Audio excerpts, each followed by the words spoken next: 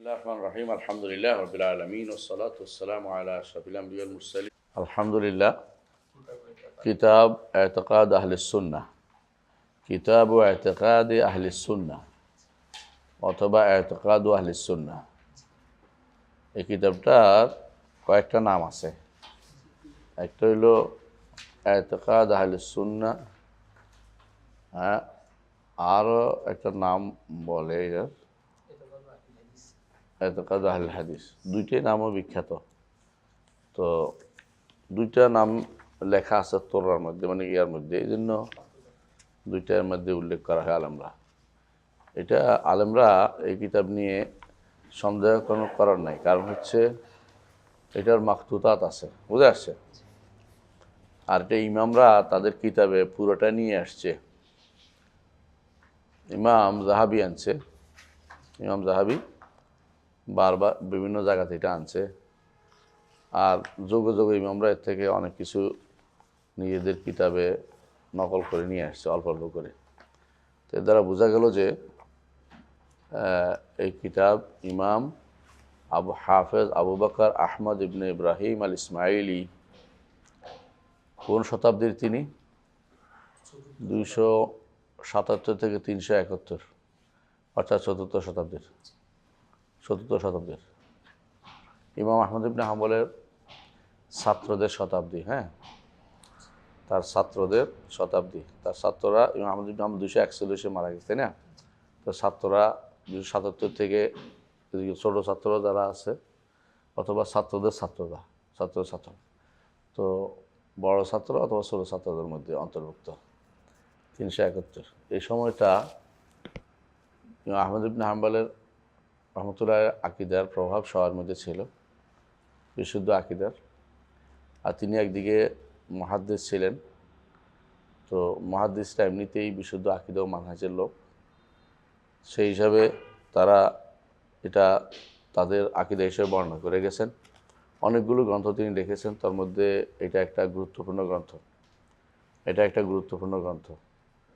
তো আমরা এই গ্রন্থটা একটু বড়ই আছে মাশাআল্লাহ, আগের গ্রন্থগুলির চেয়ে অনেকগুলো। আমরা চেষ্টা করব বইটা পুরোটা পড়তে, আকিদাটা ধারণ করতে। বইটার মধ্যে দুইটা সাইড আছে। আকিদার আলোচনা আছে, শেষে মানহাজের আলোচনা আছে। প্রথমে আকিদার আলোচনা, পরে মানহাজের আলোচনা আছে। তো আমরা এগুলি পড়ার উদ্দেশ্য হচ্ছে আমরা বোঝানো যে যারা আকিদা বলতে, অনেক গোষ্ঠী আকিদা বলতে বিব্রত হয়, আকিদা শব্দ পছন্দ করে না, তাদেরকে বোঝানো যে শব্দটা আমরা ব্যবহার করি নাই। ইমাম নিজে এটা নাম দিছে ইতিকাদু আহলিস সুন্নাহ অথবা ইতিকাদু আহলুল হাদিস অথবা মাযহাবু আহলুল হাদিস। তো এই নামগুলো সালাফদের দেয়া নাম। সালাফরা নিজেরা এগুলি ব্যবহার করেছেন। ইতিকাদ, আকিদা, মুতাকাদ, এই শব্দগুলি সালাফি শব্দ। এগুলি কোরআন এবং সুন্নাহ থেকে বের করা হয়েছে। এগুলির মধ্যে কোনো অসুবিধা নাই, এই শব্দগুলিতে কোনো সমস্যা নেই। আমরা দেখেছি যে কোরআন কারিমে আকদা শব্দ আছে না? আছে। এবং রাসূল সাল্লাল্লাহু আলাইহি ওয়াসাল্লাম হাদিসে আসছে ইয়াতাকিদুন শব্দটা আসছে। আর এই সাহাবায়ে কেরামের এই আসার থেকে আসছে আউয়ালু মা ইয়াতাকিদ, সাহাবায়ে কেরাম আসতে আসছে ইবনে আব্বাসের আসারে আসছে। এবং অনুরূপভাবে ইমাম ওমর ইবনে আব্দুল আজিজ সরাসরি ইতিকাদ শব্দ ব্যবহার করেছেন যে তারা প্রথম কি বিশ্বাস করবে। আমার ছাত্র মতো তিনি তার মুআদ্দিব আউলাদিহি, তার সন্তানদেরকে যারা পড়াতো তাদেরকে বলছেন তাদেরকে প্রথম জানাবে কোন জিনিস তারা বিশ্বাস করবে। আর আহলুস সুন্নাহ এই নামটি এটাও খুবই প্রসিদ্ধ নাম। আমরা দেখেছি, আপনাদের কাছে বইটা আপনারা পড়েছেন, নাম ধরে আমরা একটু পড়েছি একটু করে। সেটা হচ্ছে আহলুস সুন্নাহ নামটি সাহাবায়ে কেরাম বলেছেন। আহলুস সুন্নাহ নামটি সাহাবায়ে কেরামের থেকে সহিহ সনদে বর্ণিত হয়েছে, বুঝে আসছে। এই জন্য আহলুস সুন্নাহ নামটি সবচেয়ে প্রাচীন নাম। যখন বেদাতিরা বের হয়েছে তখন তারা আহলুস সুন্নাহ শব্দ ব্যবহার করা আরম্ভ করেছে। এই জন্য যারা বলবে যে আমরা মুসলিম নামে যথেষ্ট মনে করি, তারা সঠিক কথাটি বলে না। হ্যাঁ, মুসলিম নাম যথেষ্ট এই জন্য যে মুসলিম সাথে আহলুস সুন্নাহ। মুসলিম হচ্ছে তার জাতিগত, তার মুসলিম জাতির অন্তর্ভুক্ত, সে কাফের জাতি নয়, মুসলিম জাতি প্রমাণিত, কিন্তু আকীদাটা এবং মানহাজটা উল্লেখ করতে হবে। এই জন্য বলতে হবে আহলুস সুন্নাহ, আহলুস সুন্নাহ বলতে হবে, কারণ আহলুস সুন্নাহ এইটা তাদের তাদের মানহাজগত পরিচয়, বুঝে আসে। তো আবার আমার দেশে অনেক সময় দেখা যায় আকীদা শব্দটি একেবারে দুর্ভাগ্যবশত ভালো মানুষদের অনেকের কাছেই গ্রহণ করতে নিতে চায় না, মানে গুরুত্ব দেয় না। এখন অনেকেই ফিকহের মাসলাতে গুরুত্ব যতটুকু পায়, আকীদার মাসলাতে গুরুত্ব পাচ্ছে না। এটা আরও দুর্ভাগ্যের বিষয়। আবার দেখা যাচ্ছে অনেকেই আহলুল হাদিস বলতে পছন্দ করে, আহলুস সুন্নাহ বলতে পছন্দ করে না, একটার সাথে একটা বিরোধ মনে করে। আসলে দুটার মধ্যে কোনো বিরোধ নাই, দুটা একই জিনিস। আহলুস সুন্নাহ, আহলুল হাদিস একই অর্থ। কারণ আহল অর্থ হলো ওয়ালা, সুন্নাওয়ালা, হাদিসওয়ালা। তো যারা আকীদা বিশুদ্ধ ছিলেন তারাই তখন হাদিস বিশারদরা ছিলেন। এই জন্য আহলুস সুন্নাহ আল হাদিস একই গোষ্ঠী, বুঝে আসছে। আহলুস সুন্নাহ, এই জন্য যারা আহলুল বেদাত তাদেরকে বলা হতো আদাও সুন্নাহ, এরা সুন্নাহর শত্রু। এবং আহলুল বেদাত সবসময় মুহাদ্দিসদের সাথে খারাপ কথা বলতো, খারাপ সম্পর্কে। কী বলতো? মুশাব্বিহা বলতো, মুজাসসিমা বলতো, দেহবাদী বলতো, যুগ যুগ ধরে বলে আসছে এরা, যুগ যুগ ধরে সাদৃশ্যবাদী বলতো, এখনও বলে। এখনও তারা আহলুস সুন্নাহ ওয়াল জামাতকে এখনও তারা সাদৃশ্যবাদী, মুজাসসিমা ওইগুলো বলতে থাকে। তো এইটা হচ্ছে বড় যুদ্ধ, আকীদার যুদ্ধ যে রাসূলুল্লাহ সাল্লাল্লাহু আলাইহি ওয়াসাল্লাম অস্ত্র দিয়ে করেছেন, আমরা জ্ঞান দিয়ে করি। সবচেয়ে বড় জিহাদ হচ্ছে আকীদা বিশুদ্ধ করা। রাসূলুল্লাহ সাল্লাল্লাহু আলাইহি ওয়াসাল্লাম সবার আগে আকীদা যুদ্ধ শুদ্ধ করেছেন। আকীদা বিশুদ্ধের জিহাদ চালিয়ে যেতে হবে সবার আগে। ছোট কিছুতে সুযোগ পাইলেই বসে যেতে হবে। মাদ্রাসা হোক, মসজিদ হোক, যেখানে হোক, আকীদার দাস দিতে হবে। ছোট একটা বই 10 পৃষ্ঠা পড়াইলো লাভ, শুধু 10 পৃষ্ঠা একদিনে পড়াই ফেলবেন, 12 পৃষ্ঠা একদিনে পড়াই ফেলবেন, এটা লাভ। কারণ এটা আমাদের সালাফদের আকীদা, এর বাইরে যাওয়ার সুযোগ নেই। আজ অনেকেই ইসলামের এই করবে, সেই করবে, এই করবে, সেই করবে, কিন্তু আকীদার কোনো খবর নেই। এইটা দুর্ভাগ্যের বিষয়। অনেকে আছে বড় বড় আলেম হয়ে গেছে, আলেমের আলখেল্লা গায়ে দিয়ে ফেলেছে, কিন্তু আকীদার কোনো খবর নেই। অনেকে আছে বই লিখে ফেলে নিজের মন মতো করে, আকীদার কোনো খবর নেই। আমাকে একজন বলতেছে আমি বই লিখছি, আপনি দেখিয়ে দিবেন। আর আপনি কে? বলছে আমি ব্যাংকের কর্মকর্তা। তখন আপনার বই লিখতে হয়েছে কে? লাইল অর্থ লিখছে। লাইল অর্থ আপনি লিখবেন কেন? লাইল তার কেউ লেখে নেই। লাইল বিন বাজ লিখছে, ওসাইমিন লিখছে, তারপর লাইল অর্থ সালেহ ফাউজান লিখছে, আমিও একটা লিখলাম। না, আপনার লেখা আমি পড়তে পারবো না, সময় নেই। এগুলো হচ্ছে আপনাকে বিব্রত করা। আপনি যে কোনো সময় নিজে লেখার চেয়ে সালাফদের বই পড়ার চেষ্টা করেন বেশি। এরা অনেকেই নিজে লিখতে পছন্দ করে। অনেক সময় মনে করে আমি কি কম হয়ে গেল নাকি। অনেক সময় নিজের মাথার ভিতরে একটা বুদ্ধি আছে, আকীদা সম্পর্কিত জ্ঞান আছে, ভুলটা সাব্যস্ত করার জন্য বই লিখতে আরম্ভ করে। বুঝলেন কি না? একজনকে নিষেধ করলাম লা ইলাহা ইল্লাল্লাহর অর্থ যেন আল্লাহ ছাড়া কারো সার্বভৌমত্ব না, এটা অস্বীকার, ভুল করছেন, এটা করেন না। সে ডিকশনারি লিখতে আরম্ভ করছে, ডিকশনারিগুলি ভুল, আমি ডিকশনারি বানাবো একটা। কেন এখানে ইলা অর্থ কেন মাবুদ করা হয়েছে, ইলা অর্থ কেন সার্বভৌমত্ব করা হয় নাই, সে এখন ডিকশনারি লিখতে আরম্ভ করছে। বুঝছেন তো? হ্যাঁ, কে নাম জানেন তো? মুন্সি, ওর নাম মুন্সি, জিয়াউর রহমান মুন্সি। ভুল করতে করতে মানুষ এত বেশি বেয়ারা হয়ে গেছে, মানে সীমা লঙ্ঘন করে ফেলছে। এরা ভুলটাকেই প্রাধান্য দিতে চেষ্টা করে। তাহলে যে আপনি সারাদিনও বুঝান, শুনবে না। সে মনে করে এই ভুলটা কেন লেখা হলে নতুন করে লিখতে হবে। তা একটা গোষ্ঠী আছে সব সময় নিজেদের কথা প্রাধান্য দেয়, যেটা সালফ সালিনের কথার আগে। আসলে তাদের সলফ নাই, আসলে তাদের বক্তব্যের কোনো সালফ নাই। যে কোনো বক্তব্য দিবেন, আকীদা হোক, মানহাজ হোক, ফিকহ হোক, আপনার সলফ লাগবে। ফিকহের ক্ষেত্রে সলফ লাগবে। আপনার আগে কেউ এই মশলা দিচ্ছে কিনা, আপনি নতুন করে এই মশলা দিচ্ছেন কিনা, তাহলে এটা সলফ লাগবে। কথা বুঝছেন? ফিকহের মশলার ক্ষেত্রে কেউ ফরজ 60টা বলছে হুজুর, কেউ 6টা বলছে, কেউ 7টা বলছে, কেউ 9টা, কেউ 11টা বলছে, কিন্তু কেউ ধরেন 10টা বলে নাই। আমি বোঝার জন্য বলতেছি, আপনি 10টা বলতে পারবেন না, আপনি এটা নতুন মজাব তৈরি করতে পারবেন না, নতুন নীতি বানাতে পারবেন না, বানাই, কারণ আপনার আগে বহুত মানুষ চলে গেছে।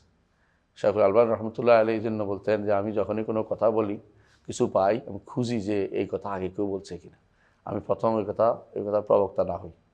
এটা হচ্ছে ইসলামের সৌন্দর্য। আপনি সলফদেরকে ইগনোর করে খালাফ হইয়া নিজে হঠাৎ করে কিছু একটা তৈরি করবেন, এটা অগ্রহণযোগ্য, বুঝছেন কি না? সলফদের বই পড়লে আপনি অনেক কিছু পাবেন, যেটা আপনি আশ্চর্য হবেন যে ওনারা এগুলি কেন বলেছে, এটার দ্বারা উদ্দেশ্য কী। যখন আকীদার বিষয়ে তারা কথা বলেছে, সাথে সাথে যারা আকীদা বিরোধী আছে তাদের কিছু খাসলত আছে, তাদের কিছু বিশেষ বৈশিষ্ট্য, সেগুলো উল্লেখ করে সেগুলিকে রদ করেছে, বেদাতিকে রদ করেছে। সুতরাং আকীদার বিষয়গুলো, বইগুলো ধারাবাহিকভাবে পড়ে আসলে, একটা একটা করে পড়ে ফেলে দেখবেন যে অনেক উপকার আছে। ধরুন আমরা যদি কোনো সুযোগ পাই, ইমাম বুখারী রহমতুল্লাহ আলাইহির যে গ্রন্থটা, যে খালক আফআইল ইবাদ, এটাও যদি আমরা পড়তে পারি, অসাধারণ জিনিস আপনি পাবেন, যেটা আপনি চিন্তা করতে পারেন নাই। যে এগুলি যত পড়বে ততই আপনার খারাপ আকীদা যাইতে বাধ্য, চলে যাবে। আমাদের একটা বিশাল সমস্যা হচ্ছে, আমরা আকীদার বইগুলি পড়ি না, মুখস্থ বিদ্যা, অর্থাৎ হয়তো একেবারে শেষে কোনো শেখ বলছে এটা পড়ার চেষ্টা করতেছি। আমরা সালাফদের বই থেকে বিমুখ থেকেছি। সালাফদের বইয়ের মধ্যে অনেক অনেক গুরুত্বপূর্ণ কথা আছে, তথ্য আছে। এই জন্য আগে সালাফদের বই পড়তে হবে।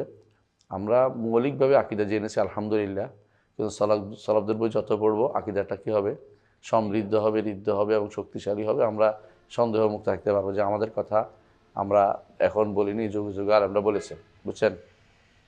আমাদের ইমাম আবু বকর ইসমাইলি, বিখ্যাত মুহাদ্দিস আবু বকর ইসমাইলি, নাম হচ্ছে আবু বকর আহমদ ইবনে ইব্রাহিম আল ইসমাইলি, আবু বকর আহমদ ইবনে ইব্রাহিম আল ইসমাইলি। তো তিনি, আমরা যদি কোনো দেখি, 300 মারা গেছেন 371, 371। এর অর্থ হচ্ছে ইমাম তাহাবির পরের পরের গোষ্ঠী, ইমাম তাহাবির পরের গোষ্ঠী।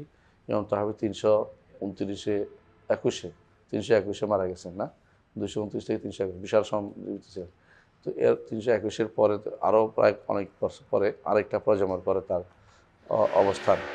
তো এখানে দেখবেন ইমাম বুখারীর বক্তব্য এখানে আসছে, ইমাম তাহাবির বক্তব্য কিছু কিছু আসছে। মানে বোঝা গেল যে ওনাদের কাছে এই সমস্ত আকীদার কিতাবগুলো সবই জানা ছিল, তবে পেছানো কোনো কিছু আনে নাই। পেছানো বুঝেন কিনা? সবচেয়ে বেশি পেঁচাইছে কারা? আহলুল কালাম শাস্ত্রবিদেরা আকীদাকে পেঁচায় নতুন একটা বানাই ফেলছে, হ্যাঁ, যেটা এই সালাফিদের সহজ আকীদার সাথে সেটা মিলে না। এই জন্য আমরা আকীদার এই বইটি পড়বো ইনশাআল্লাহ। কেমন? তো প্রথম থেকে পড়ি। বিসমিল্লাহির রহমানির রহিম। বিসমিল্লাহির রহমানির রহিম। ইলামু রাহিমানাল্লাহু ওয়া ইয়্যাকুম আন্না মাযহাব আহলিল হাদিস ওয়া আহলিস সুন্নাতি ওয়াল জামাআহ হ্যাঁ, আল-ইকরামু বিল্লাহি ওয়া মালাইকাতিহি ওয়া কুতুবিহি ওয়া রুসুলিহি। আলহামদুলিল্লাহ। বলছে ইলামু রাহিমানাল্লাহু ওয়া ইয়্যাকুম। একটু চিন্তা করেন, প্রথমে হচ্ছে ইলমের কথা বলছে, আর ইলম হচ্ছে অন্তরে স্থান দেয়া। ইলম হচ্ছে কোনো কিছু হুসুলু সূরাতি শাই ফি দেহন, কোনো কিছুর আল ইলমু হুসুলু সূরাতি শাই ফি দেহন, অন্তরের ভিতরে কোনো কিছুর সূরতটা অন্তরের ভিতরে ধারণ করার নাম হচ্ছে, সেটা হচ্ছে ইলম। আর আকীদা হচ্ছে দৃঢ়তা আসে, একটা কিছু আসার পরে সেটাতে যখন দৃঢ়তা আসে তখন সেটা আকীদা। তো ইলম সাধারণ অবস্থা থেকে বড় অবস্থা, অর্থাৎ সাধারণ অন্তরে কিছু ধারণ করার পর থেকে এটাকে বিশ্বাস নেওয়া পর্যন্ত পুরোটাই ইলম। কিন্তু আকীদা হচ্ছে বিশেষ অংশ, যেটাকে অবশ্যই অন্তরে স্থান দিতে হয়। এখানে যা যা বলা হবে সবগুলি আকীদার অংশে বলা হবে, অর্থাৎ যেটা আপনার, যে ইলম আপনার অর্জন করতেই হবে এবং যেটাকে দৃঢ়ভাবে ধারণ করতেই হবে। ইলামু রাহিমাল্লাহু ইয়্যাকুম।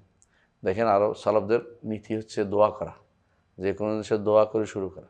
রহমতের দোয়া তো খুবই জরুরি। আপনি দেখেন, রহমতের দোয়ার গুরুত্বপূর্ণ হওয়ার কারণে আমরা আল্লাহকে রহমান রাহিম হিসেবে স্মরণ করি। আলহামদুলিল্লাহ রাব্বিল আলামিন আর রহমানির রাহিম, বিসমিল্লাহ আর রহমান রাহিম। এই জন্য রহমতের দোয়া সবসময় আমরা নিজের জন্য করব, নিজের জন্য তিনি করছেন রাহিমান আল্লাহু ওয়া ইয়্যাকুম। তারপর তিনি আন্না মাযহাব আহলে হাদিস, এখানে মাযহাব শব্দের অর্থ হচ্ছে তরিকা, পদ্ধতি, হ্যাঁ, নীতি, মত, যেটাই বলেন, এটা মাযহাব জন্য যথেষ্ট। আমাদের দেশে মাযহাব শব্দ শুনলে কেউ কেউ খুব ক্ষেপে যায়, এটা ঠিক নয়। মাযহাব অর্থ হচ্ছে আলেমদের মত, আলেমরা যেটা বা যে কোনো একটা মানুষের মত যেটা গ্রহণ করা হয়। দুর্ভাগ্যবশত মাযহাব যদি আহলুল হাদিসেরও মাযহাব থাকতে পারে, আহলুস সুন্নাহ যেটা আহলুল হাদিস একই জিনিস, এই পার্থক্য এখানে একইভাবে বলা হয়েছে মাযহাব আহলুল হাদিস, এর থেকে বদল হচ্ছে আহলুস সুন্নাহ ওয়াল জামাত। দেখছেন তো, মানে যেটা মাযহাব আহলুল হাদিস এটাই আহলুস সুন্নাহ ওয়াল জামাত। আমাদের দেশে এক আলেম, বড় আলেম বলে আপনাদের কাছে খ্যাত, বড় বক্তা, ভালো বক্তা মানে ভালো রচনা রাখে, উনি বলতেছে যে আমরা আহলুল হাদিস, আহলুস সুন্নাহ ওয়াল জামাত আমরা না, আহলুস সুন্নাহ ওয়াল জামাত মাযহাবীদের জন্য। মানে মাযহাবীরা যারা মাযহাব মানে তারা নিজেদেরকে আহলুস সুন্নাহ ওয়াল জামাত বলে, আর আমরা আহলুল হাদিস বলি, আমরা সবই একটা এর ভিতরে। এটা হচ্ছে না অবুঝ, মানে নিজের জ্ঞানের দৈন্যতা প্রমাণ করে এগুলি। বুঝে আসছে কথাটা? সবারই যারা আহলুল হাদিস আছে তাদেরও মাযহাব আছে, যারা মাযহাবী আছে তাদেরও মাযহাব আছে। আহলুল হাদিসের মাযহাব এটা হচ্ছে তারা কোনো কারোর জন্য কি করে না, কোনো মতের জন্য গোড়ামি করে না, একমাত্র মুহাম্মদুর রাসূলুল্লাহ সাল্লাল্লাহু আলাইহি ওয়াসাল্লামের মত যেটা সেটাকে তারা প্রাধান্য দেয় সবসময়। যারা মাযহাবী লোক আছে তাদের মধ্যে সবচেয়ে বেশি দুর্ভাগ্য হচ্ছে যে তারা মাযহাব মানে সাথে সাথে আবার একটু গোড়ামিও করে। তো গোড়ামিটা, মাযহাব মানে না এমন কথা কেউ নেই, সবাই মাযহাব মানে, কারণ আলেমদের মত নিয়েই হচ্ছে মাযহাব মানা। এটাকে ইত্তেবার নাম দেওয়ার কোনো গুরুত্বপূর্ণ বিষয় না, একই জিনিস। তাকলিদ ও ইত্তেবার এর মধ্যে বড় ধরনের পার্থক্য নেই। যেটাই আপনি দলিল দিলেই যে আপনার এটা সে পণ্ডিত হয়ে গেছে, কথাটা এরকম না। কে দলিল বুঝার কি বুঝে? আমি তখন দলিল বুঝার কিছু নেই, আর যে দলিল বুঝে তার তো আর মাযহাব কিছু নেই। সুতরাং বোঝা গেল যে এখানে দলিলের সাথে সম্পৃক্ততা নেই। জিনিস হচ্ছে আকীদা হোক, জিনিস হচ্ছে আকীদা হোক বা মানহাজ, আকীদা হোক বা ফিকহ হোক, সব জায়গাতেই মাযহাব আছে। মাযহাবের বিরোধিতা করা উচিত নয়। মাযহাব শব্দের অর্থ হলো মত দেয়া। কেমন? মোট কথা হচ্ছে কি, মত দেয়া। মাযহাব অর্থ কেউ যদি পায়খানা করে দুর্ভাগ্য, এটা আসলে ঝগড়া লাগানোর বুদ্ধি। ঝগড়া লাগাবো না, আলেমদের মধ্যে কি করব, সবচেয়ে বেশি চেষ্টা করতে হবে কি করা, ঐক্য এবং ঐক্যের সূত্র খুঁজে বের করা, যেখানে আহলুস সুন্নাহ ওয়াল জামাতের নীতি। বেহুদা ঝগড়া করে একজন বিরুদ্ধে একজন লাগিয়ে দেয়, এটা কোনোদিন ভালো কাজ হতে পারে না। যেটা আমাদের ভাইদের প্রত্যেকের মধ্যে দেখা যায়, এই গোষ্ঠী ওই গোষ্ঠীকে তাকফির করে, ওই গোষ্ঠী যদি একবারে ইহুদি বানায় ছাড়ে। হ্যাঁ, কাদিয়ানীদেরকে তাকফিরের মাসা যখন আসছে, এখন একজন ফতোয়া দিয়ে বসছে যে এর পরের কাজে আহলে হাদিসদেরকে ইহুদি বানান, ইহুদি ঘোষণা। এই জাতীয় এগুলো হচ্ছে শয়তানদের কাছারি। শয়তানরা এই ওলামাদের মধ্যে এই জাতীয় কথা বলে বিভ্রান্তি তৈরি করে।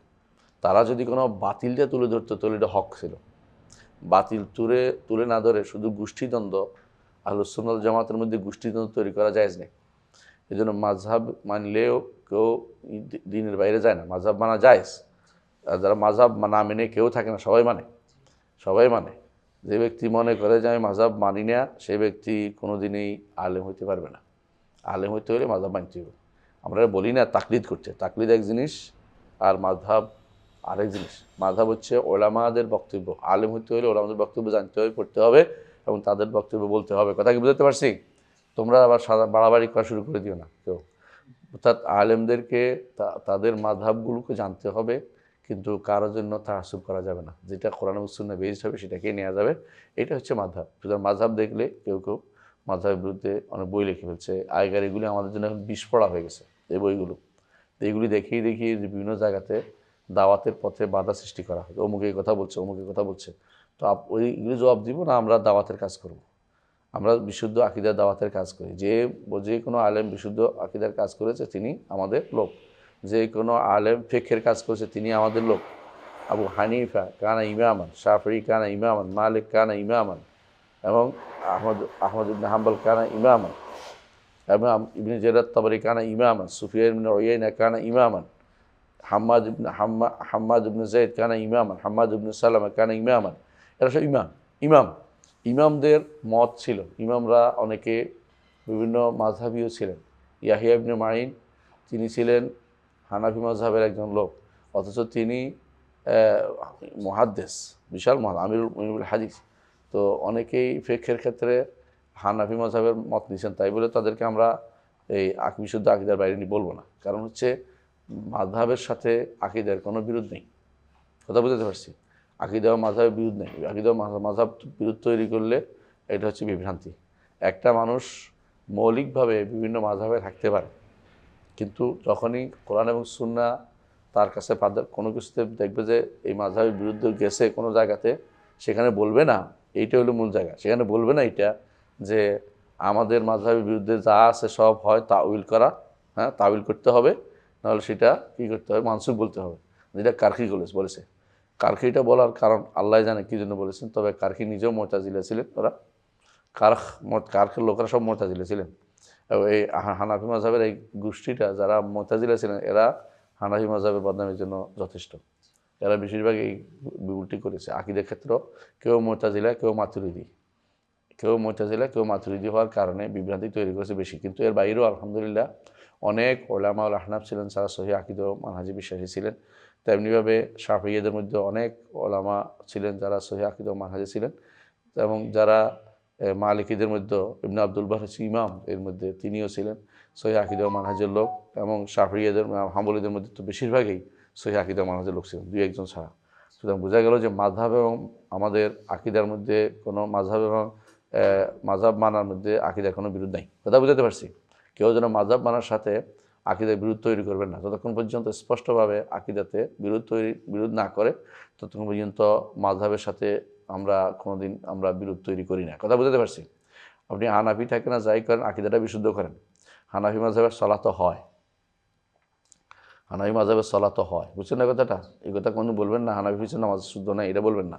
কিছু কিছু মানুষ এই চিন্তা ভাবনা করে বসে থাকে। হ্যাঁ, তো এই জাতীয় চিন্তাধারা খুব খারাপ। তবে কি করতে হবে, যেটা বলতে চাচ্ছি, সবাইকে কোরআন এবং সুন্নাহ মানার প্রতি উদ্বুদ্ধ করতে হবে। কোনো মাসআলাতে আপনার বলতে হবে, যে কোনো মাসআলাতে যখন কোরআন এবং সুন্নাহ আপনাকে স্পষ্ট হয়ে যাবে, তখন আপনি আর মাযহাবের দোহাই দিয়ে বাতিল মেনে বা মাযহাবের কোরআন সুন্নাহর বিরোধী মতটাকে আপনি নিতে পারবেন না, কথা বুঝাতে পারছি। এবং বিশেষ করে যদি মাসাইলে মুহতামালা হয়, যেখানে দুইটাই সাইড হতে পারে, দুই সাইডে হইতে পারে, এমন সাইডে আপনার মতটাকে নিয়ে বাড়াবাড়ি করবেন না। আর যেখানে একটাই সাইড স্পষ্ট হয়ে গেছে, কোনোভাবেই আর দ্বিতীয়টাও থাকার সুযোগ নেই, সেখানে আপনাকে ছেড়ে দিতেই হবে। সেখানে দ্বিতীয়টা মত মানার কোনো সুযোগ নেই, দ্বিতীয়টা কোনো মানতে পারবেন না, কারণ এটাতে স্পষ্ট হয়ে গেছে। তো এই দুই অবস্থাকে মনে রাখতে হবে, বাড়াবাড়ি আমরা না করি। তো মাযহাব অর্থ দেখলেই যেন রাগা না ওঠে। মাযহাব অর্থ হলো কি মত, হ্যাঁ, পথ এবং মানহাজ। আহলুল হাদিসদের তরিকা পদ্ধতি, আহলুস সুন্নাহ জামাত একই জিনিস, অর্থাৎ আহলুস সুন্নাহ ওয়াল জামাত। আমরা যে আহলুস সুন্নাহ ওয়াল জামাত অর্থ কি, আহলুস সুন্নাহ ওয়াল জামাত কি বলেছিলাম অর্থ? হ্যাঁ, কে বলবেন? বলে গেছেন? আহলুস সুন্নাতি ওয়াল জামাত অর্থ কি? সুন্নাহ কাকে বলে? রাসূল সাল্লাল্লাহু আলাইহি ওয়াসাল্লাম মা আনা আলাইহি ওয়া আসহাবি। আহলুস সুন্নাহ ওয়াল জামাত অর্থ হচ্ছে মা আনা আলাইহি ওয়া আসহাবি, যার উপর আমি আছি এবং আমার সাহাবীরা আছে। আহলুস সুন্নাহ অর্থ হলো আহলুর রাসূল, জামা অর্থ হলো সাহাবা। অর্থ হয়েছে আহলুস সুন্নাহ ওয়াল জামা, আহলুর রাসূল ও আহলুস সাহাবা। এই জন্য আমরা সালাফদের অনুসরণ করতে বলি, বুঝলেন তো কথাটা? যতক্ষণ পর্যন্ত শুধু আহলুস সুন্নাহ শব্দটি যথেষ্ট না, কারণ আহলুস সুন্নাহকে অনেকেই ভুলভাবে ব্যাখ্যা করতে পারে। জামা যতক্ষণ পর্যন্ত না হবে, সাহাবায়ে কেরামের পদ্ধতি না হবে, ততক্ষণ পর্যন্ত সুন্নাহকে অনুসরণ করা কঠিন হয়ে যাবে। রাসূলুল্লাহ সাল্লাল্লাহু আলাইহি ওয়াসাল্লামের কথা, কাজ এবং অনুমোদন হতে শুরু করে যাবতীয় বিশ্বাস সব কিছু সবাইকে সেটা কোন আয়নায় দেখতে হবে? সাহাবায়ে কেরামের আয়নায়। তিনি যে আয়নায় ছিলেন, যেরকম ছিলেন ঠিক সেরকম তারা দেখেছে কাকে? সাহাবায়ে কেরাম তাকে দেখেছে, রাসূলুল্লাহ সাল্লাল্লাহু আলাইহি ওয়াসাল্লামকে দেখে সাহাবায়ে কেরাম, এবং সেভাবে তারা আমল করেছে। এই জন্য আল্লাহ তাআলা বলছেন, ফাইন আমানু বিমিসলি মা আমানতুম বিহি ফাকাদ ইহতাদাও, এদের মত হলে হেদায়েত পাবে। কথা বুঝতে পারছি? আপনাকে যে কোনো হাদিস যদি আপনি দেখেন যে কোনো সাহাবী এটা বর্ণনা করছেন, তার যে আমল করছেন এরকম, আপনি নতুন করে আরেক আমল তৈরি করেন না, কথা বুঝছেন? বুঝবেন যে এটা হচ্ছে এরকম। আকীদার ক্ষেত্রেও তাই, সাহাবায়ে কেরামের মধ্যে আকীদার ক্ষেত্রে কোনো বিরোধ ছিল না।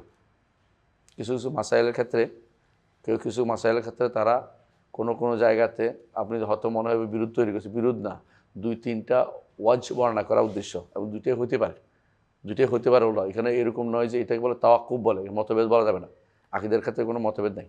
তাহলে কী করেছে এরা? হ্যাঁ, 2টি মত দিয়েছে এবং 2টা মত হতে পারে বলে তারা কোথাও সিদ্ধান্ত দেয় নাই, পরবর্তীতে সেটা সিদ্ধান্ত দিয়েছে, এরকম হতে পারে। অথবা কোনো সাহাবী এককভাবে সিদ্ধান্ত দেয়নি, আরেক সাহাবী সিদ্ধান্ত দিয়েছেন, এটা হতে পারে। যেমন দোকানের মাসালার মধ্যে মনে আছে তো, 2টাই শুদ্ধ দোকানের মধ্যে, 2টাই শুদ্ধ। দোকানের মাসলা কি? আব্দুল্লাহ ইবনে মাসউদ মত কি? আব্দুল্লাহ ইবনে মাসউদের মত হচ্ছে দোকান যে ধোঁয়া, হ্যাঁ, ফারতাকিব ইয়াওমা তা'তিস সামাউ বিদুখানিন মুবিন, এর দ্বারা উদ্দেশ্য হচ্ছে মক্কাবাসীরা অভাবের তাড়নায়, দুর্ভিক্ষের কারণে যেদিকে তাকায় সেদিকে অন্ধকার দেখত। এটা কার মত? আব্দুল্লাহ মাসউদের মত। কিন্তু অন্যদের মত হচ্ছে ফারতাকিব ইয়াওমা তা'তিস সামাউ বিদুখানিন মুবিন, এর দ্বারা উদ্দেশ্য কিয়ামতের আগে দোকান হবে। এখানে একটা সূক্ষ্ম জিনিস আছে, খেয়াল করবেন। এখানে দোকানের বিরোধিতা করা আব্দুল্লাহ ইবনে মাসউদের উদ্দেশ্য না, বুঝে আসছে কথাটা? তেমনিভাবে দোকানের তফসির ধোঁয়া, এটাও অন্য সাহাবের উদ্দেশ্য না। অন্য সাহাবে মানে ইয়ারা দেখা, মক্কাবাসীরা ধোঁয়া দেখা, এটাও অস্বীকার করার উদ্দেশ্য না।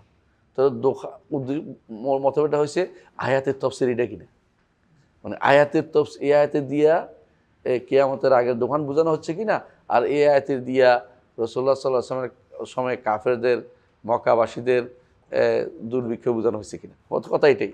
কিন্তু কেউ কিন্তু দোকান নিয়ে মতভেদ করে না, কথা বুঝতে পারছে?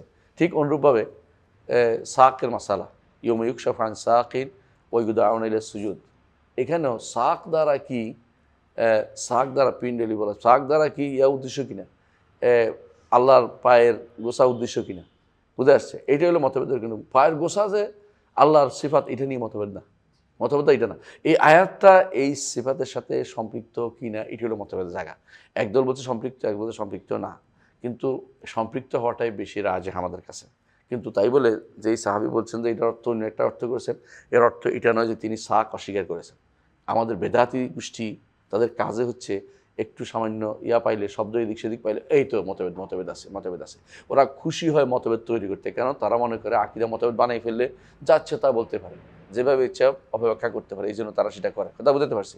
সুতরাং মনে রাখবেন যে কোনো সময়ে যখন দেখবেন যে কোথাও এরকম সাহাবায়ে কেরামের মধ্যে কোনো দ্বিমত দুইটা মত দেখা গেছে, এটা মনে করে না আকীদার দ্বিমত, এটা হচ্ছে কোনো একটা তাফসির নিয়ে, কোনো এক শব্দের তাফসির নিয়ে দুইটা মত হয়েছে, কোনো একটা বক্তব্য নিয়ে দুইটা মত হচ্ছে, কিন্তু আকীদার মৌলিক যেই স্ট্রাকচার, ওতে কারো কোনো মতভেদ ছিল না। এটাকে বুঝতে পারে নাই তথাকথিত বেদাতিরা বর্তমান সময়ে। তারা বলে যে এইটাই তো মতভেদ না, এটা মতভেদের জায়গা না। মতভেদ হচ্ছে মূল মাসালার সাথে সম্পৃক্ত কিনা, এটা নিয়ে হচ্ছে মতভেদটা। কিন্তু মূল যে মাসালাগুলো আল্লাহর সিফাতের সাথে সম্পৃক্ত কোনো কিছু নিয়ে তারা কোনো মতভেদ করে নাই। কথা বুঝছেন? এই জিনিসটাও তারা আবার নিয়ে আসে কোথায়? ইমাম বুখারীর কাছে নিয়ে আসে। ইমাম বুখারী রহমতুল্লাহ আলাইহি তারা বলে, আমরা বলছি না, তারা বলছে যে কুল্লু শাইইন হালিকুন ইল্লা ওয়াজহা, তারা কি বলে? সব কিছু ধ্বংস হবে ইল্লা মুলকা। আচ্ছা বলেন তো, আল্লাহর মুলক বলতে কি বোঝায়? আল্লাহর মুলক বলতে কি বোঝায়? সব কিছুই তো সব কিছু ধ্বংস হয়ে যাবে, সব কিছু থাকবে, ওই কথাটা হয়েছে? এই তাফসীর ইমাম বুখারী করছে না, এটা করে নাই। শব্দটা হচ্ছে, কারণ এই বুখারী এইটা আনছেন কার থেকে? হ্যাঁ, ইমাম বুখারী এই বক্তব্যটা যার থেকে আনছেন, ওনার কিতাবে দেখে খুঁজে দেখছি আমরা, ওই কিতাবের মধ্যে আছে কুল্লু শাইইন হালিকুন ইল্লা হুয়া, ইল্লা ওয়াজহাহুকে তিনি ইল্লা হুয়া বলছেন। চেহারা বিরোধিতার উদ্দেশ্য নয়, তার সত্তা থাকবে। এখন যে পাগড়িওয়ালা বলে যে আল হাদিসরা বা সালাফিরা এই বলে যে আল্লাহর শুধুমাত্র চেহারাটা থাকবে, সব ধ্বংস হয়ে যাবে, আমরা বলছি না কোনোদিন। ও জানোয়ার, মিথ্যুক, আমাদের না মিথ্যাচার করছে, জানোয়ার সেটা। এই জানোয়ার মিথ্যা কথা বলছে আমাদের উপর দিয়ে। এই আমরা বলি ইল্লা হুয়া, এবং বুখারীর কথাটাই বলি, কিন্তু এরা কি করছে? ইল্লা হুয়াটাকে মুলক হয়ে গেছে। এটা লেখার কারণ হইতে পারে, অথবা কোনো আরেকজন আবু যর হারাবির দ্বারা হইতে পারে, যিনি আশারি ছিলেন, মতবাদী ছিলেন, যিনি ইমাম বুখারীর বই লিখছেন, হাতের লেখা যার পাণ্ডিত্য দ্বারা হইতে পারে। কিন্তু মূল কথা উনি যার থেকে আনছেন, এই বক্তব্যের যার থেকে তিনি আনছেন, সেখানে আমরা দেখছি কি আছে, কি ইল্লা হুয়া, বুঝে আসছে? উনি বলছে অমুকে বলছে এটা বলে এটা আনছে, তাহলে ওনার বক্তব্য ওখানে কি আছে দেখতে হবে ওনার বই থেকে। ওনার বই যায় দেখি কি ইল্লা হুয়া, তো বোঝা গেল যে ওনার মূল বক্তব্য ইল্লা হুয়া, এটাও ইল্লা হুয়াই। এটা লাহু ইলমুলকেও বোঝার কোনো কারণ নাই, এটা আসলে ভুল ছিল, মানে এটা নাসাখের ভুল, অর্থাৎ যারা নস্খা করেছে তাদের ভুল, এর বাইরে আর অতিরিক্ত কিছু হইতে পারে না, কারণ নইলে অর্থের দিক থেকে শুদ্ধ না। কারণ আপনি যে বলেন কুল্লু সেই হা লেকুন ইল্লা মুলক, তুমি তার মূল ধ্বংস নইলে আর কি দেখবে। হ্যাঁ, এ সুতরাং বোঝা গেল যে এইটা এখানে কি আছে, এদের বুড়া পড়ার ভুল। ইমাম বুখারী রহমতুল্লাহ আলাই চেহারা অস্বীকারী ব্যক্তি নন, কারণ তিনি অন্য জায়গায় চেহারা সাব্যস্ত করেছেন। এখানে তাবিলকারী ব্যক্তি নন, তিনি এখানে বুঝাচ্ছেন যে তার আল্লাহ তাআলার সত্তা থাকবেন, আর আল্লাহ তাআলার জন্য যা কিছু হবে সেটাও থাকবে, এটা হল উদ্দেশ্য। আর একখানে তারা বানাই বলছে যে আরেক জায়গাতে এরকম করছে যে ইমাম বুখারী এরকম নিজেরা ইচ্ছা করে বানায়, ওখান থেকে বলতে বুখারীতে নাই, পুরো বুখারী রেওয়ায়েতে আসে নাই, তারা কিছু এখানে তাবিল আছে। অর্থাৎ স্পষ্ট তিনি কিতাব তাওহীদের মধ্যে তিনি অনেক হাদিস নিয়ে আসছেন সিফাত সাব্যস্তের ব্যাপারে, সেগুলিকে তারা কোনো গুরুত্ব না দিয়ে ওই কোথায় খোঁজে, কোন নোক্তার মধ্যে, কোথাও ফোটার মধ্যে, কোথাও কোনার মধ্যে, কিনারার মধ্যে কোথাও কিছু পাওয়া যায় কিনা, এগুলো হচ্ছে আহলে বিদআতের কাজ। কারণ বেদাতিরা কী করে আমরা বলছিলাম, মনে আছে দুইটা নীতি। একটা হচ্ছে বেদাতিরা সবসময় মুতাশাবিহের পিছনে ঘুরে। আল্লাহ তাআলা কোরআনে কারিমে যেটা বলেছেন, কি বলেছেন কোরআনে কারিমে, যে ইবতিগাল ফাম্মাল্লাযিনা ফি কুলুবিহিম যায়গুন ফায়াত্তাবিউনা মা তাশাবিহু ইবতিগাল ফিতনাতি ওয়া ইবতিগা তাউইলি ওয়া মা ইয়ালামু তাউইলাহু ইল্লাল্লাহ ওয়ার রাসিখুনা ইয়াকুলুনা আমান্না বিকুল্লিন মিন ইনদি রাব্বিনা ওয়া মা ইয়াযাক্কারু ইল্লা উলুল আলবাব। তাহলে আরেকটা নীতি কি বুঝছেন? তো আরেকটা হচ্ছে তারা খোঁজে কোরআন এবং হাদিসের মধ্যে বিরোধ, তাদের কাছে সবসময় বিরোধ হয়। হ্যাঁ, এই জন্য তারা লেখে মুশকিল হাদিস। ইবনে ফরাক লিখছে মুশকিল হাদিস, মানে হাদিসটাই যত মুশকিল। আর জন্য বই লিখে ফেলছে আসারুল হাদিস শরীফ ইখতিলাফিল উম্মাহ ইখতিলাফিল উলামা, মানে হাদিস শরীফে যেন দোষ মতভেদ কেন হল, নাউজুবিল্লাহ আস্তাগফিরুল্লাহ। মানে দোষটা কার উপর দিল? হাদিসের উপর দিচ্ছে। বই লেখারও তো একটা ধরন আছে, বুঝেন না? ওয়ালা তা'রিফান্নাহুম ফি ইলাহিল কওলি আল্লাহু ইয়ালামু ইসরারহুম। আল্লাহ তাআলা আপনাদের কথা দিয়ে বুঝে যাবে আপনি কোন দলের মানুষ, কী চাচ্ছেন আপনি কথা দিয়ে বুঝে যাবে। কথা বুঝেন? যখন আপনি বলবেন যে এই জাতীয় কথাগুলো, উদ্দেশ্য হচ্ছে আপনার আকীদা ও মানহাজের বিশুদ্ধতা এখনও আসে নাই। আপনাকে অবশ্যই এইটাই বিশ্বাস করতে হবে, সালফের আকীদা কি জানতে হবে আপনাকে, জানার পরে আপনি সেটা অনুসারে আমল করতে হবে। আপনি যদি মনে করেন যে কোনো মূল্যে সালফদের আকীদারে আমি তাউইলকারী বানাই ছাড়িয়ে দেবো, তাহলে আপনি সারাদিন বসে বসে চেষ্টা করতে থাকেন, কারণ আপনি মানহাজ সহি মানহাজের উপর নাই, আপনার মনের ভিতরে কি আছে? জায়েগ আছে। কুলুবিহিম যায়গুন ফায়াত্তাবিউনা মা তাশাবিহু ইবতিগাল ফিতনাতি ওয়া ইবতিগা তাউইলি। এই জন্য সালফে সালেহিন বিশেষ করে আপনারা এটা পড়েছেন হাদিসে, যে আয়েশা রাদিয়াল্লাহু আনহা বলছেন যে যখন তুমি দেখবে কিছু মানুষ মুতাশাবিহের পিছনে চলছে, তাদেরকে সাম্মাহুমুল্লাহ ফাকাত সাম্মাহুমুল্লাহ, আল্লাহ তাআলা তাদের কথাই উল্লেখ করেছেন এই আয়াতের মধ্যে, যে তাদের অন্তরে কি আছে? বক্রতা আছে। বুঝছেন? যে সালাফদের বই পড়বেন, সহজে বুঝে আসবে, বক্রতা করে তৈরি করে বের করা যাবে না। বুঝছেন? এক গোষ্ঠী কী করছে, বলে যে আমরা যখন বলি ওয়াল কাইফু গায়রু মাকুল, তাই না বলি না? হ্যাঁ, আল ইস্তিওয়া মালুম। ইস্তিওয়া মালুম মানে আলিফ সিন তা ও আলিফ হামজা, এটা বুঝেছি। মালুম মানে এটা, মালুম মানে অর্থ না। হ্যাঁ, আলিফ সিন তা ও আলিফ হামজা এটা বুঝেছে। ইস্তিওয়া সব এটা কি পাগলের প্রলাপ নাকি? এটা কি ইয়া পড়াইতে ওই প্রথম শ্রেণীতে নার্সারিতে আলিফ সিন তা ও আলিফ বা পড়াইতেছে, এই জন্য বলছে আলিফ সিনছে তা এটা বুঝছে, এ পাগলের প্রলাপ, আর কিছুই না। তো এরপর ওয়াল কাইফু মাজহুলুন, যখন আমরা বলি তখন বলছে কাইফ, অর্থাৎ কাইফের ধারণাই আসতে পারবে না, কাইফ নাই। হ্যাঁ, যে জিনিসের কাইফ নেই সেই জিনিস অস্তিত্ব নেই। কথা বুঝছি না? ধরন যদি বলে নাই, অস্তিত্ব নেই। ধরন নাই, বুঝছ নাই? বলছে আমি এমন একটা ডিম পাইছি যে ডিমটা হ্যাঁ সাদা না, কালো না, লাল না, ডিমই পাও নাই তুমি, মিশা কথা হচ্ছে এটা। তাহলে এই মানুষগুলো হচ্ছে বিভ্রান্ত ইচ্ছা করে তৈরি করবে যাতে করে নতুন কিছু, এমনকি তারা যখন দেখবে যে সালফে সালেহিন এই কথা বলেছে, তখন তারা বলবে যে এর বিপরীতে অন্যরা বলছে, তখন মানে ওই একটা বিরুদ্ধে লাগাই দিবে। বুঝলেন কিনা? এরকম দেখবেন যখন এটা বলছে আমির রুহা কামাজাত, খুশি হয়ে গেছে। যখন বললাম যে আরেকখানা তো আসছে বেলা কাইফ দেখেন না, এবারে না ওইটা ঠিক না, আমরা এর মধ্যে আসি, তো বাকি অবশ্যই কে পড়বে? এটা তো কিসের মতো? হ্যাঁ, এটা হলো লা তাকরাবুস সালাত ওয়া আনতুম সুকারা, পড়ার দরকার নেই। এগুলো বেদাতীদের কাজ। তারা সব সময় কী করবে? খণ্ডিত বক্তব্য নিয়ে হাজির হবে। আর আমরা আগেও বলেছি খণ্ডিত বক্তব্য কখনো আকীদার বিষয় না, আকীদা এবং মানহাজ কোনোটাই না, ফিকার বিষয় না। ইবনে তাইমিয়া রাহমাতুল্লাহ স্পষ্ট বলতেন যে খণ্ডিত বক্তব্য অনেক সময় তিনি বলতেন যে কালাম মুজমাল, বুঝলেন তো, কালাম মুজমালের কারণে অনেক আকীদা নষ্ট হয়েছে এই পর্যন্ত। বেশিরভাগ কালাম মুজমালের কারণে আকীদা নষ্ট হয়। কালাম মুজমাল যদি স্বীকার করেন এক বিপদ, অস্বীকার করলে আরেক বিপদ। কারণ স্বীকার করলে আপনি এমন বক্তব্য নিয়েছেন যেটা অন্যরা টেনে আরেকটা বানিয়ে ফেলবে। কথা বুঝেন কিনা? যেমন আমরা দেখছি কিছু মানুষ এখন বানাইছে আল্লাহ আরশেরও ঊর্ধ্বে, এটা কালাম মুজমাল, বুঝছেন তো। কারণ তাকে বলতে হবে আরশের ঊর্ধ্বে, অর্থাৎ আরশের উপরে, অর্থাৎ সৃষ্টি থেকে আলাদা, এর অর্থ হচ্ছে এটা অবশ্যই আপনাকে বলতে হবে, এটা আপনি বলতে হবে। কারণ এই সালাকি চলতে পারবে না, কারণ আপনি মিথ্যাচার করতে সুযোগ করে দিচ্ছে তারা। ঠিক অনুরূপে আহমদ ইবনে হাম্বলের সময় যখন বলতো কেউ আল কোরআনু কালামুল্লাহ, থেমে যাইতো, তিনি বলতেন না, এখন আর থামার সুযোগ নেই, কারণ বেদাতি বেরোছে, ভুল অর্থ করবে, এখন তোমাকে বলতে স্পষ্ট করতে হবে। কি বলতে হবে? গায়রু মাখলুক বলতে হবে, বলতে হবে। এবং কেউ যখন বাড়াইতো লফজুনা বিল কোরআন মাখলুক, এই জাতীয় কথাবার্তা বলতে, বলি কি বাড়াচ্ছ কেন, এগুলি বাড়াচ্ছ কেন, তুমি সালাই করার জন্য? মানে এটা হচ্ছে সঠিক আকিদাকে ধামাচাপা দেওয়ার জন্য ভিন্ন শব্দ আইনা এখানে প্রয়োগ করে মানুষকে বিভ্রান্ত করা। আকিদা একেবারে স্পষ্ট, এখানে কোনো বিভ্রান্তি করার কোনো সুযোগ নেই, কোনো জায়গাতে কোনো অস্পষ্টতা নেই। আলহামদুলিল্লাহ, আল্লাহ আমাদেরকে তার সম্পর্কে, রাসূল সম্পর্কে, ফেরেশতা সম্পর্কে, আখিরাত সম্পর্কে, কিতাব সম্পর্কে এবং তাকদীর সম্পর্কে কোথাও কোনো ইয়া রাখেন, মানে অস্পষ্টতা রাখেন নাই। মা জাআলা আলাইকুম ফিদ্দীনি মিন হারাজ। সুতরাং এই ব্যাপারে তারা যে সমস্ত ধামাচাপা দিতে চায়, ধামাচাপা দিয়ে দেওয়ার সুযোগ নেই। আমরা এই জন্য আগে এই কথা বলতে চাচ্ছিলাম যে ইন্নামা যাবা আহলে হাদিস, আহলুল হাদিসের মত হচ্ছে এটা, আহলুস সুন্নাত ওয়াল জামা। যারা আহলুল হাদিস কারা? আহলুস সুন্নাতি ওয়াল জামা। সুতরাং এখন থেকে আর দুইটার মধ্যে পার্থক্য করবো না। বুঝে আসছে কথাটা? এরাকে মাযহাবি হইলে এরা আহলুস সুন্নাহ, আর আমরা হইলাম আহলুল হাদিস। আহলুল হাদিস সবাই এবং আহলুস সুন্নাহ ওয়াল জামা সবাই, এরাও আহলুস সুন্নাহ জামাত, এরাও আহলুস সুন্নাহ জামাত। কথা বুঝছেন? এরাও আহলুস সুন্নাহ জামাত, এরাও আহলুস সুন্নাহ জামাত। সবচেয়ে প্রাচীন নাম। আহলুল হাদিস নামটা পরে আসছে।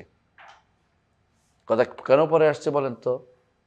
প্রাচীন হিসাবে তখনকার সময় হাদিস বিরোধিতার জন্য তাদের তৈরি হয়নি। প্রথম যারা প্রথম বেরোচ্ছে হাদিস বিরোধিতার জন্য তৈরি হয়নি। পরে যখন হাদিস বিরোধী হয়েছে, তখন হাদিসের যারা অনুসারী তারা সহি আকীদা করছিল। বুঝে আসছে কথা? তারা তখন আহলুস সুন্নাহ জামাতের নতুন নাম দিয়েছে। কথা বলছেন? নতুন নাম হচ্ছে কি? আহলুস সুন্নাহ জামাতের নতুন নাম হচ্ছে আসহাবুল হাদিস। একই জিনিস, নামটা শুধু সময়ের পরিপ্রেক্ষিতে আসছে। যেমন সালাফি নামটা আরও পরে আসছে, সালাফি নামটা আরও পরে আসছে, আহুল আসার আরও পরে আসছে, আতারি নামটা। তো এগুলি সবগুলি একই জিনিস, কোনো পার্থক্য নাই। যেটাই বলেন একই কথাই বোঝাবে। তো এখানে এটাই একটার বদলে একটা আসছে। নামাযাব আহলুল হাদিস আহলুস সুন্নতি ওয়াল জামাআহ, যে কি সেটা মাযহাবটা কি, একটার উপর। প্রথম বলা হয়েছে আল ইকরারু বিল্লাহি ওয়া মালাইকাতিহি ওয়া কুতুবিহি ওয়া রাসূলিহি। কয়টা হলো? আল ইকরারু বিল্লাহি ওয়া মালাইকাতিহি ওয়া কুতুবিহি ওয়া রাসূলিহি। তো এখানে ইকরার চারটে একসাথে আসছে। ইমানের অর্থ তিনি একরার দিয়ে করছেন, খেয়াল করছেন? এটা হচ্ছে আসল শুদ্ধ, সবচেয়ে বেশি শুদ্ধ। আমরা ইমান অর্থ কি মনে করি? বিশ্বাস মনে করি অনেকে, কিন্তু ইমান অর্থ আসলে কি? ইকরার। ইমান অর্থ কি? ইকরার, স্বীকার করে নেয়া। আমরা এটা আগেও বলেছি, ইমান শব্দের মূল অর্থ হচ্ছে স্বীকার করে নেয়া। এবং কারণটা বলেছি, ইমান শব্দ যখন শুধু ব্যবহৃত হয় তখন অর্থ হয় কি? নিরাপত্তা। আর যখন বা দিয়ে ব্যবহৃত হয় তখন হয় স্বীকৃতি দেয়া। আর যখন লাম দিয়ে ব্যবহৃত হয় তখন হয় বিশ্বাস করা। সুতরাং কখন ইমান শব্দ কখন বিশ্বাসের অর্থ আসবে, কখন স্বীকার করার অর্থ আসবে, কখন নিরাপত্তা অর্থ আসবে, এটা জানতে হবে। দুর্ভাগ্যবশত এটা না জানার কারণে অনেক বড় এখনকার সময়ের আগেও কেউ ভুলগুলি করেছে। এই ভুলগুলি দিয়ে দলিল দেওয়ার সুযোগ নেই।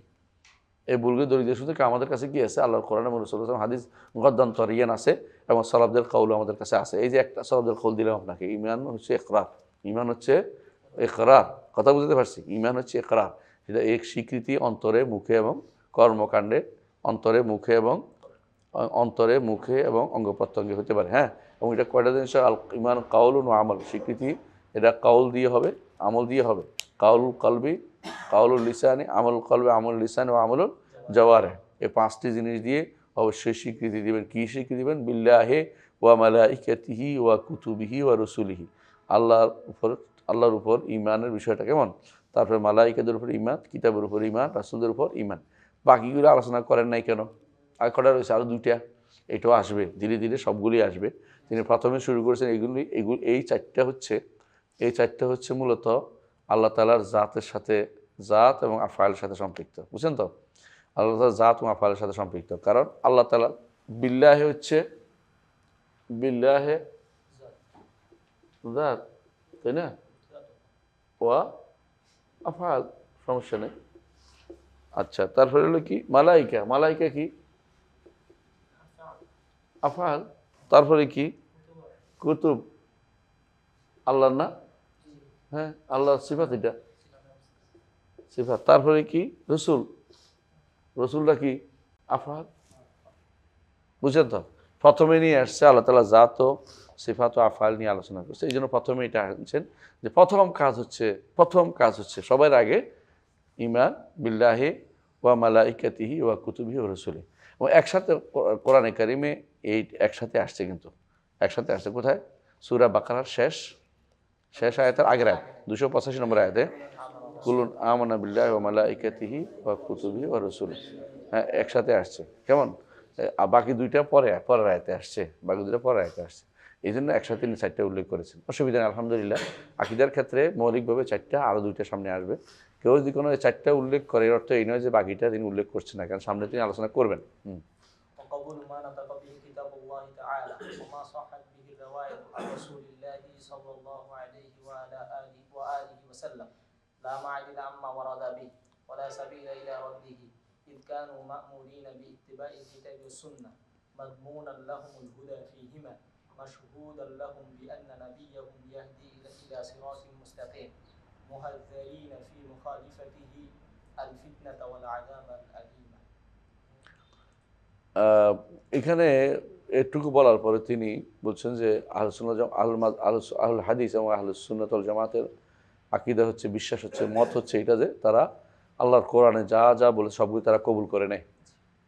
এই জন্য সলাফরা বলতেন মিনাল্লাহিল বালাগ বায়ান, মিনাল্লাহিল বায়ান ওয়া আলা রাসূলিহিল বালাগ। রাসূলুল্লাহ তাবলীগ বালাগ, অর্থাৎ মিনাল্লাহিল বায়ান ওয়া আলা রাসূলিহিল বালাগ, যে আল্লাহর পক্ষ থেকে বর্ণনা দিয়েছে আর রাসূলের পক্ষ থেকে পৌঁছে দিয়েছে, রাসূলের পক্ষ থেকে পৌঁছে দিয়েছে।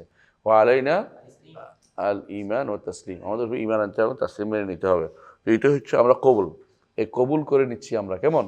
মা নাতাকা বিহি কিতাবুল্লাহ, আল্লাহর কিতাবে যা যা বলেছে সবগুলিকে আমরা কবুল করে নিচ্ছি।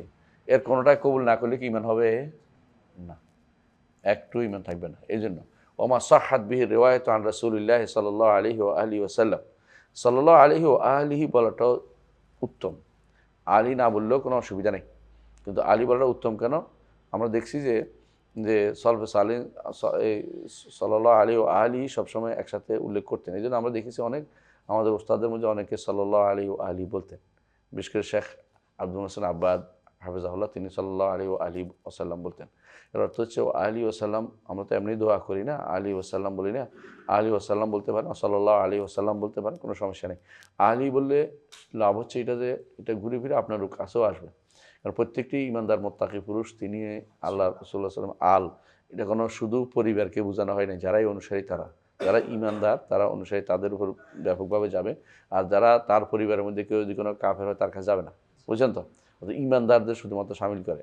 আর এই দোয়াটা রাসূলুল্লাহ সাল্লাল্লাহু আলাইহি ওয়াসাল্লামের উদ্দেশ্য ছিল তিনি তার আলকে, পরিবারকে দেখার জন্য আমাদেরকে ওসিয়ত করে গেছেন। এই জন্য আমরা বলি ওমা সাহাত বিহি আর রিওয়ায়াত আন রাসূলিল্লাহ সাল্লাল্লাহু আলাইহি ওয়াসাল্লাম, অনুরূপভাবে যা কবুল মা সাহাত, যা সহি হিসাবে আসছে রাসূলুল্লাহ সাল্লাল্লাহু আলাইহি ওয়াসাল্লাম থেকে সেটাকেই আমরা কবুল করে নেই।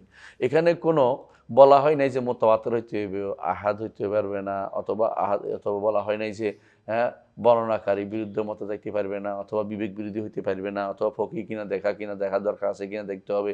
এই জাতীয় সবগুলি বিভ্রান্তি, এগুলো কোরআন সুন্নাহ কোনোদিন আসে নাই, এগুলো মানুষই সলফে সালিন বলে নাই। এগুলি কারা তৈরি করছে? মুতাজিলারা এবং তাদের অনুসারী এগুলো তৈরি করে মানুষের মধ্যে ছেড়ে দিয়েছে। কথা বুঝাতে পারছে? এই জাতীয় কোনো কিছু হবে না। হাদিসের মূল ইখতিয়ারের জায়গা হচ্ছে সহি কিনা। সহি হইলে ফাকাত তাজাওয়াজাল কান্তারা, বুঝছেন তো? সহি হইলে কান্তারা ফার হয়েছে। কান্তারা বুঝছেন তো? হ্যাঁ, শেষ জায়গা, যেখানে আটকানো জায়গা, হ্যাঁ, একেবারে শেষ জায়গা আটকে পার হয়ে গেছে, এখন আর সমস্যা নেই। হাদিস সহি হইলে, এই জন্য ইমামরা কি বলতেন, যা সহাল হাদিসু ফাহুয়া মাযহাবি। তারা কোনোদিন বলেন নাই যে মুতাওয়াতির লাগবে, আহাদ লাগবে। মুতাওয়াতির আহাদ হচ্ছে জাস্ট হাদিসের এইটার বর্ণনাকারী সংখ্যা বর্ণনা, এটা ফুনুন, এটা ফান, এটা ফান্নুন মিনাল ফুনুন। এর অর্থ এটা দিয়ে আমাকে গ্রহণ করার বিষয়টা সাব্যস্ত করতে হবে, এই কথাটা শুদ্ধ না। কথা বুঝতে পারছি? একটা আহাদ হাদিসও আমাদের জন্য অনেক বেশি মূল্যবান এবং নিতে হবে, আমাদেরকে ছাড়া যাবে না, এটা আমাদের বিশ্বাস করি। কারণ যেমন প্রথম হাদিস ইন্নামাল আমালু বিন্নিয়াত, এটা কি আহাদ, কোনো সন্দেহ একটা আহাদ হাদিস। কিন্তু এটা যদি আপনি বাদ দেন, আপনি হাদিস শরীয়তের কোন জায়গায় আমল করতে পারবেন? বিপদে পড়বেন আপনি। কোনোভাবেই এই আহাদ এবং আহাদের এবং মোতাবাতের ভাগটা, এটা ফান, এটা একটা ফান হিসেবে উল্লেখ করা হয়েছে। এটাকে নিয়ে এসে গ্রহণ করার ক্ষেত্রে কোনো তারতম্য করা যাবে না। এটাই হচ্ছে মূল কথা। মা সাহহাত বিহি রিওয়ায়াত আন রাসূলিল্লাহ সাল্লাল্লাহু আলাইহি ওয়াসাল্লাম, মূল হচ্ছে সহিহ কিনা। হ্যাঁ, হাদিস সহিহ হওয়ার জন্য কয়টা শর্ত? 5টা। সেগুলি পাওয়া গেলেই হাদিসটা সহিহ। সুতরাং এখানে আমল করতে হবে, গ্রহণ করে নিতে হবে। কোনো রকমের দ্বিমত পোষণ করে এইটা কেন ওইটা কেন, এই নয়তো এই নয়তো, অথবা অথবা অথবা 10 কারণে নেওয়া যাবে না বলছে কে? রাজি। ওইটা কখনো শুদ্ধ না। বুঝে আসছে কথাটা? রাজির অনুসারী হচ্ছে বর্তমানে বেশিরভাগ আশারি এবং মাতুরিদিরা রাজির অনুসরণ করে চলে। রাজি তাদের কাছে হচ্ছে একেবারে বড় হাকিমুল উম্মাহ, মানে আরও বড় হাকিম তো পরে আসছে, আরও বড় কিছু। হ্যাঁ, তারা এই অথচ ইমাম রাজি রহমতুল্লাহ আলাইহি জীবনের শেষে এসে কী করছেন?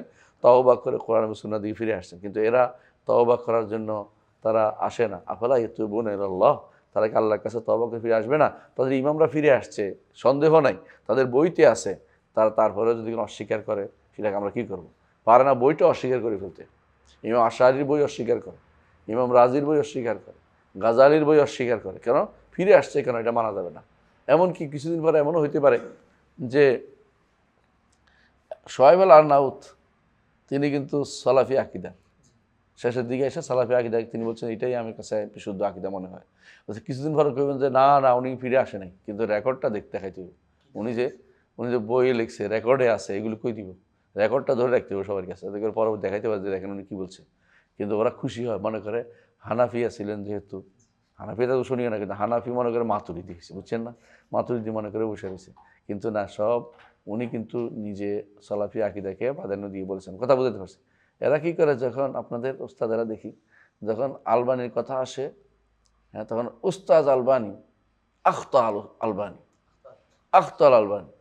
শোয়েব আল আরনাউত রাহিমাহুল্লাহ যখন জানতো না তারা যে ইনি সহিহ আকিদার, তারা বলতো তাসাম ফিহে তাসাম কালাম ও শোয়েব আল আরনাউত ফিহে তাসাম, মানে শোয়েব আল আরনাউতে আবার হাদিস এটাকে কী করছে? দুর্বল বলছে, বুঝো না? এখন শোয়েব আল আরনাউতের জায়গাতে আখতা বলে না, তাসাম হয়েছে, মানে ফাজিলামি করার জায়গা পায় না। বুঝতে কথা? এটা এক ধরনের মানে তাফরিক বাইনাল মুতামাসিলাইন, দুইজনে একই কথা বলছে, একজনের ভুল করছে, একজনের তাসামু হয়েছে। কারণ এটা আমার দলের যে মনে করে বসে রয়েছে, উনি তো ওনার দলের না বললে আখতা বলতো, বুঝিস তো? একজনের গড়ি মিকার বানাইছে, একজনের কি মিকার বানায় আল্লাহ জানে। আউযুবিল্লাহ। তো এই হচ্ছে, এগুলি হচ্ছে বিভ্রান্তির অতল তলে।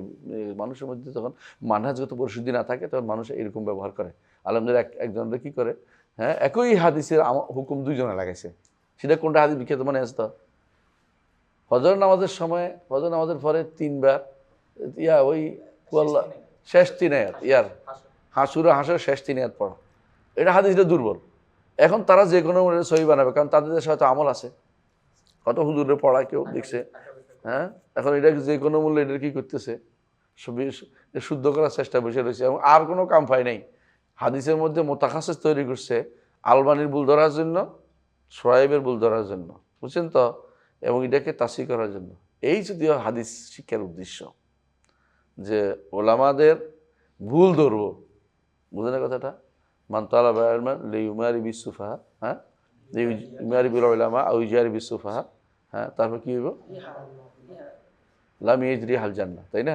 এই জান্নাতের সুগন্ধিও পাবে না। এর উদ্দেশ্য হচ্ছে কীভাবে, হ্যাঁ, আলবানের গায়েল, কীভাবে শোয়েবের গায়েল করবে, কীভাবে অমুকের গায়েল করবে। অথচ সুবহানাল্লাহ নিজেরা গায়েল হয়ে বসে রয়েছে, নিজেরা যে আলেম নিয়ে ওনাদের এখানে হাত দিছে, বুঝলেন না কথাটা?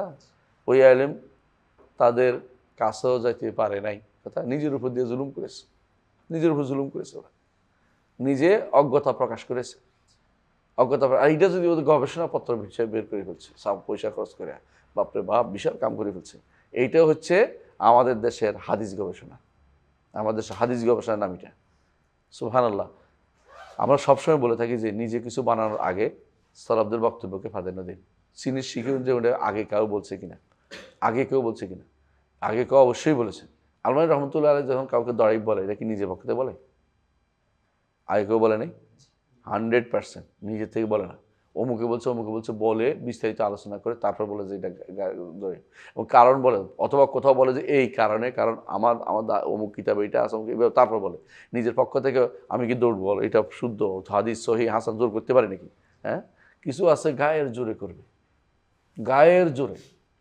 যদি আমার মাযহাবের ইমাম হয় তাহলে গায়ের জোরে তিনি কি একদম প্রসিদ্ধ একজন ব্যক্তি, তার কথা হাদিস হিসাবে গ্রহণ করা হবে, তিনি একজন হাদিস মুহাদ্দিস হয়ে গেছেন, মানে অথচ মুহাদ্দিস হিসেবে তিনি প্রসিদ্ধি পান নাই, তার অন্য জায়গাতে তার কি আছে? প্রসিদ্ধি আছে, বিশাল দখলদারি আছে, সেখানে বলেন না এইখানেও আনতে হবে। তো আপনাকে যদি কোনো একই জায়গাতে সব জায়গায় সবার তো থাকে না, আপনি সেইটা কন্ট্রিবিউশন থাকে না, আপনি সেইখানে জোর করে নিয়ে আসছেন কেন? এটা হলো কোরআন, এটা যেন না করি কেউ। আল্লাহ আমাদের বুঝার তৌফিক দান করুন। তারপরে এরও বলছে লা মা'দিল আম্মা ওয়ারাদা বিহি, যা কোরআন এবং সুন্নাহ আসছে এর থেকে এদিক সেদিক করার কোনো সুযোগ নাই, অদুল করা মানে মুখ ফিরিয়ে থাকার কোনো সুযোগ নাই। কোরআন সুন্নাহ যা আসছে এর থেকে এদিক সুযোগ, মুখ ফিরিয়ে থাকার সুযোগ নাই। ওয়ালা সাবিলা ইলা রাদ্দিহি, রদ করারও কোনো পথ নাই, রদ করতে পারবেন না। ইয কানু মা'মুরিনা বিত্তিবাইল কিতাব ওয়াস সুন্নাহ, কারণ ঈমানদার মানেই হচ্ছে নির্দেশিত কি কোরআন সুন্নাহকে অনুসরণ করে চলবে। মাদমুন আল্লাহুল হুদা ফিহিমা, এর মধ্যে হেদায়েত রয়ে গেছে, দমান, যে কোরআন ও সুন্নাহ যে ব্যক্তি অনুসরণ করবে সে ব্যক্তি কি পাবে? হেদায়েত পাবে। মাশহুদান লাহুম বিআন্না নাবিয়্যুহুম সাল্লাল্লাহু আলাইহি ওয়াসাল্লাম ইয়াহদি ইলা সিরাতিল মুস্তাকিম, যে তাদের জন্য এটা সাক্ষী যে তাদের নবী মুহাম্মদ সাল্লাল্লাহু আলাইহি ওয়াসাল্লাম তারা কি করবে? সিরাতুল মুস্তাকিমের পথে হেদায়েত দিবে, হেদায়েত পথ দেখাবে। মুহাদ্দারিনা ফি মুখালাফাতিহি আল ফিতনাতা ওয়াল আযাব আল আলিম, যারা রাসূলের বিরোধিতা করবে তাদের জন্য দুইটা ভয়াবহ সাবধানতা দেওয়া আছে। কি? এদের কি পাবে? ফিতনা পাবে এবং যন্ত্রণাদায়ক শাস্তি পাবে। এই সবগুলি পিছনে দলিল আছে, যেখানে বলছে রাসূলুল্লাহ সাল্লাল্লাহু আলাইহি ওয়াসাল্লাম তিনি সিরাতুল মুস্তাকিমের পথ দেখান, ইন্নাকা লা তাহদি ইলা সিরাতিল মুস্তাকিম, সূরা শুরা 52 নম্বর নিচে আছে দেখেন। আবার সূরা নূরের 63 নম্বর আয়াতে আসছে, যেটা বলা হয়েছে যে মুহাদ্দারিনা ফি মুখালাফাতিল ফিতনাতা ওয়াল আযাব আল আলিম, বলা হয়েছে সূরা নূরের 63 নম্বর আয়াতে বলা হয়েছে ফালইয়াহযারিল্লাযীনা ইউখালিফুনা আন আমরিহি আন তুসিবাহুম ফিতনাতুন আও ইউসিবাহুম আযাবুন আলিম। বুঝে আসছে? আও ইউসিবাহুম আযাবুন আলিম, যারা রাসূলের নীতির বিরুদ্ধে যাবে তাদের জন্য ফিতনা রয়েছে এবং যন্ত্রণার শাস্তি রয়েছে। এই ফিতনাটা দুনিয়াতে, রাসূলের নীতির বিরুদ্ধে গেলে দুনিয়াতে কোনোদিন শান্তি পাবে না। যত রকমেই করুক না কেন সে, যত কিছুই করুক, এটা ফিতনা। কারণ হয় বিদআত হবে না রাসূলের বিরুদ্ধে গেলে, নয় শিরিক হবে, নয় কুফর হবে, নয় মুনাফিকি হবে, একটা কিছু হইবেই যেগুলি দিন থেকে দিনের বাইরে সে নিয়ে যায়। এরা কি? এর মাধ্যমে ফিতনায় পতিত হবে। আর রাসূলের পথে থাকলে হেদায়েতের পথে থাকবে, হয় হেদায়েত নিবে না ফিতনা নিবে, হয় হেদায়েত নিবে না ফিতনা নিবে। সুতরাং যারাই এর বিরুদ্ধে চলবে তাদের দুইটা বড় শাস্তি অপেক্ষা করতেছে।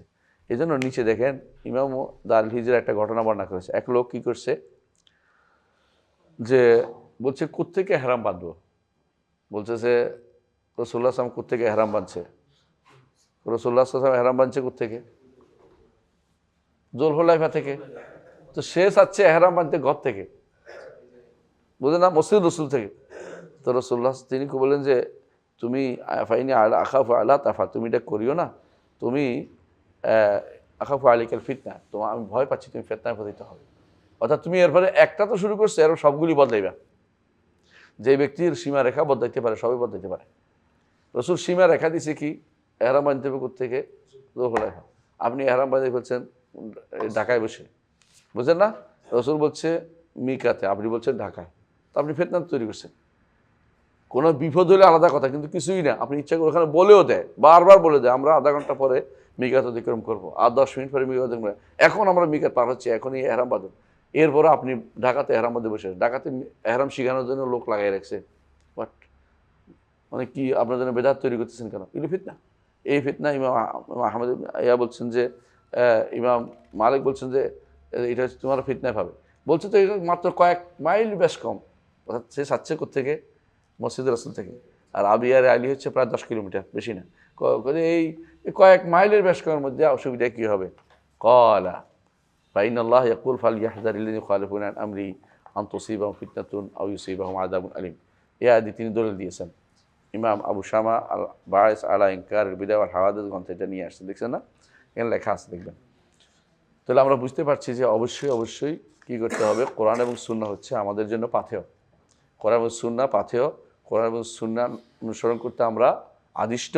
কোরআন এবং সুন্নাহ অনুসরণ করলে আমরা হেদায়েত পাওয়ার ব্যাপারে গ্যারান্টি পাচ্ছি, এবং আমরা আমাদের নবীর নীতি অনুসরণ করলে আমরা অবশ্যই সঠিক পথে তার নীতি সিরাতে মুস্তাকিমের পথ দেখান সেটা পাবো। আর যদি বিরোধিতা হয় তাহলে দুইটা জিনিস হবে, একটা কি ফিতনা, একটা হলো আযাবুল আলিম। আলহামদুলিল্লাহ, দ্বিতীয় অংশ পড়ি। হ্যাঁ, ويعتقدون أن الله تعالى মাদউউন مدعو بأسمائه الحسنى موصوف بصفاته التي سمى ووصف بها نفسه ووصفه بها نبيه صلى الله عليه وسلم। সাল্লাল্লাহু আলাইহি ওয়াসাল্লাম। আমরা আজকের মতো এখানে থামি, ইনশাআল্লাহ 3 থেকে শুরু করব। সুবহানাকাল্লাহু ওয়া বিহামদিকা আশহাদু আল্লা ইলাহা ইল্লা আনতা আস্তাগফিরুকা ওয়া আতুবু ইলাইক। আসসালামু আলাইকুম ওয়া রাহমাতুল্লাহি ওয়া বারাকাতুহু।